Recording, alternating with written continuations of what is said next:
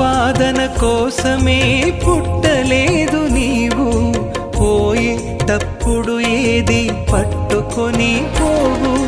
పోతున్న వారిని నువ్వు చూచుటలేదా, పోతున్న వారిని నువ్వు చూచుటలేదా. బ్రతికి ఉన్న నీకు వారు పాఠమే కాదా, బ్రతికి ఉన్న నీకు వారు పాఠమే కాదా. ఈ జీవితం